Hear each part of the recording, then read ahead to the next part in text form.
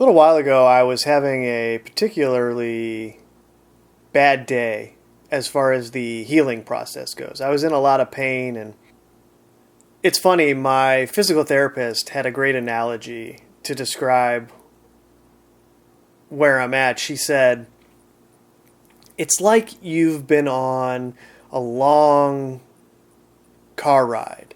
You've spent all these hours in the car and you're about to get to where you are. You're an hour away. And anybody who's been on a long journey like that knows that that last hour in the car, especially if you've been on the road for 10, 12, 14 hours, something like that, that last hour in the car just stretches on forever, or at least it seems like that. When the reality is it's not taking any longer than any of the other hours, but it just seems like that because of how close you are to where you're going after having spent such a long time to get there. And she said, that's you. You've been on this long healing journey and you're getting so close to the end, but that last part is just going to seem like it's taking forever because of how long it's been going on. And I just started laughing and said, that's absolutely what I'm going through. I'm in that last hour of the car ride, and it is taking forever, but I know it's there. It's so close. The end is near. And anyway, I was having a down day in this process, and I was feeling sorry for myself. It's been almost 2.5 years. Come on, enough with this stuff. You know, that type of thing. And I've learned throughout this time that the best thing to do when I'm feeling pain like I was feeling is to get up and move around. That's counterintuitive. You would think you shouldn't do anything. You should just rest. But actually, for whatever reason, the nervous system responds to movement in a good way. So I told myself, all right, I'll get up and go to the store, or someplace that I can just walk around for a little bit. So I get in my car and I'm driving and I'm having these thoughts as I'm driving like, man, this is the worst. Come on. And I'm kind of in that just anxious state of being where you're not present in the moment. You're in your head and there doesn't seem like there's much hope for the future. Luckily, when I look at that glass half full of water, well, there you go. I say that it's half full as opposed to half empty. But to my point, when you're going through something like I'm going through, the days and how you are experiencing them can shift your perception of that water level. Some days you look at that water and you say, oh man, it's half empty. And then other days you're like, oh, it's half full. All right. Suffice it to say that I was having the type of day where I was viewing the water level as half empty. In any event, I get to the store and I start walking around, and I had this thought pop into my head, let's walk around a little bit more, get a little more exercise, and then we'll go. Let's push ourselves a little bit here and stay just a little bit longer. So I walked around a little bit more, and then I went down one aisle to sort of find my way back to the exit. And I was looking at one of the shelves, and there was a bag of popcorn on there, and I was thinking about getting it because for some reason popcorn sounded good in that moment. So, of course, I did what you are required to do in today's world, which is I picked up the bag and immediately looked at what the ingredients were. And as I was doing this, there was this older lady that was right next to me in the same section. She was looking at something else. But out of nowhere, she just says, hey, how many calories are in that? I was looking at that popcorn too. And I said, well, I never really pay attention to calories. I don't even know where to look. It's somewhere on the label, right? And she said, yeah. So I looked at the nutrition label and I found the calories and I told her what it was. I think it was 100 or something. And she said, oh, okay, thank you. I have to be really careful about what I eat because I have diabetes. And then she just started talking to me and going more into her health condition. And eventually she started to tell me that she had cancer. And the reason that she had diabetes was that her cancer drugs gave it to her. And that was really bothering her in the sense of, yeah, I never had diabetes or a problem along those lines in the past. And now this new medication that I'm on is forcing me to pay attention in this way because it turned me into a diabetic.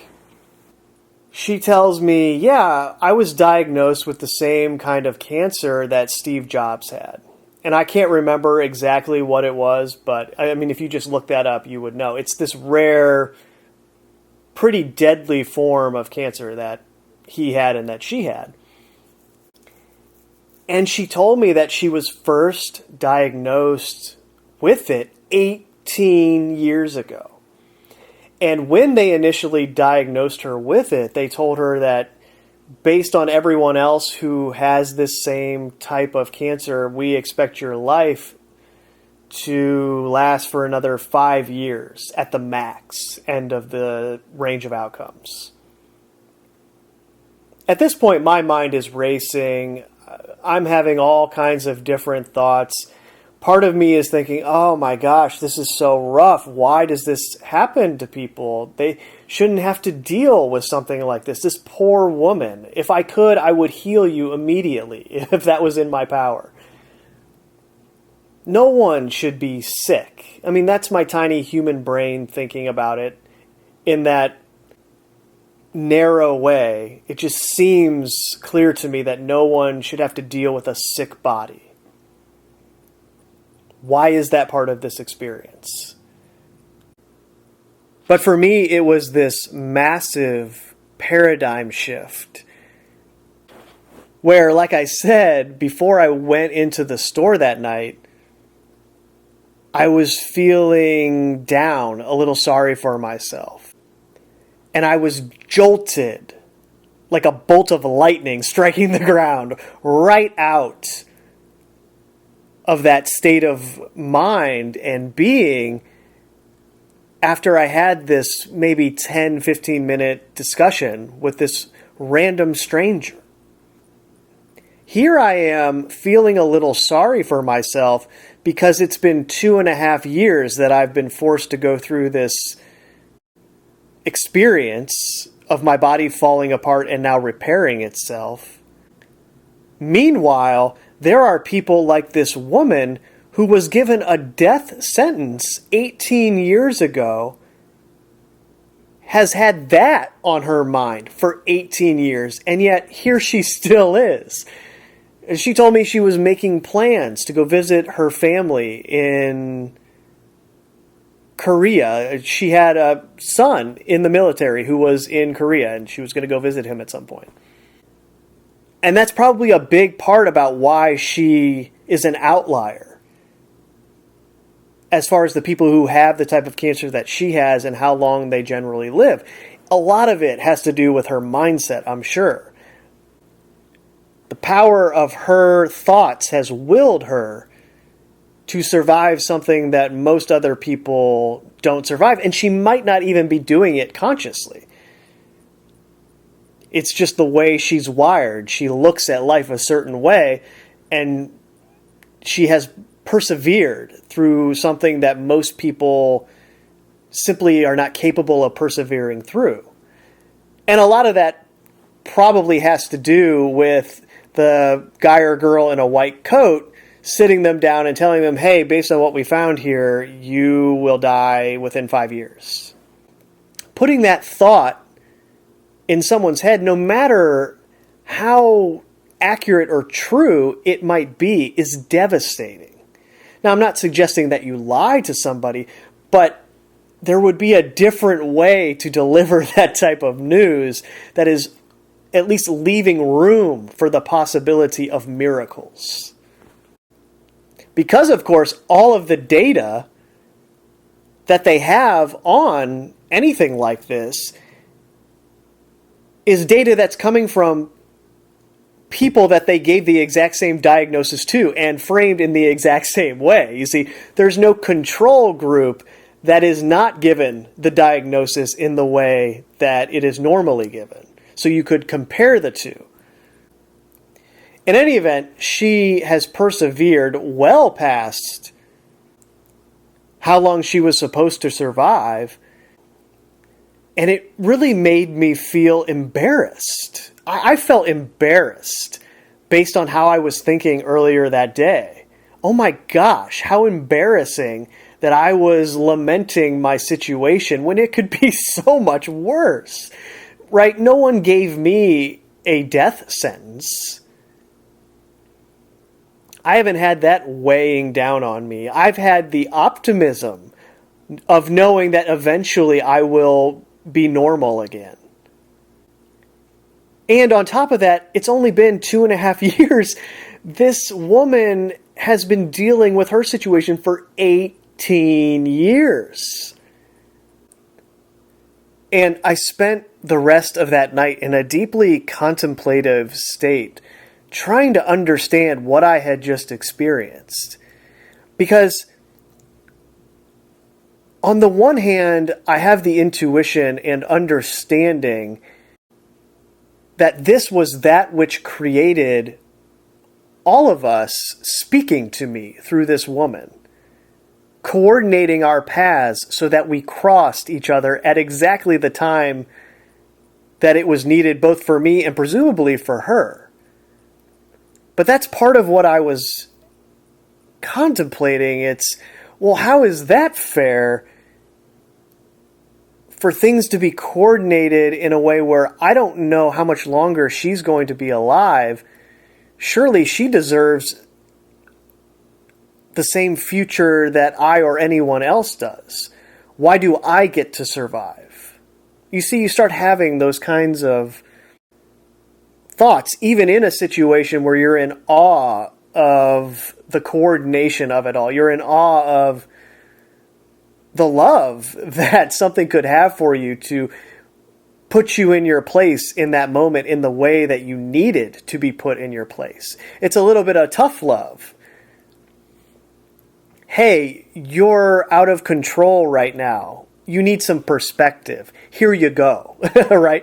And my whole entire perception of what I'm going through shifted immediately after that encounter, and it has stayed that way since that moment. It was a gift for me, and I just hope in some way it was a gift for that old woman. I don't know. I mean, I didn't do anything for her. That's why I was struggling with it. Like I said, I wish I could have healed her of her cancer, but I'm not capable of that. And maybe it was just as simple as she needed somebody to talk to, and that's all I could do in the moment, was be somebody to listen and talk to her. I don't know. It's beyond my mind to understand how this is all coordinated, and perhaps a part of it is the age difference. She was an older woman, and she lived her life and is now coming to the end of hers, and I'm still in the middle of mine, so maybe that, from a different scale of perception, would seem perfect. But anyways, the point of this is not to say, hey, things can always be worse. Because of course we all know that, and it helps to be reminded of that. It's more so a reminder of just how incredible what we are experiencing is. I'm in awe of it. The communication that's taking place all around you every single moment. If you're listening to it, it's hard to imagine anything more incredible. It's beautiful. The way that life communicates with itself. And no matter where you are, what you're dealing with, life is there speaking to you, teaching you lessons, giving you examples, metaphors that you can pull from to inform your current experience and grow and learn. And that is the truth movement, if it is anything. Rediscovering how life communicates. And the fact that something cares about us so much to take the time to coordinate these things for us gives me the most possible amount of hope for the future if everyone became aware of it and remembered it in the way that it is. Because there is nothing that they can put on a screen that can even come close to the power of what this experience is capable of giving you in that way. It transcends time and space.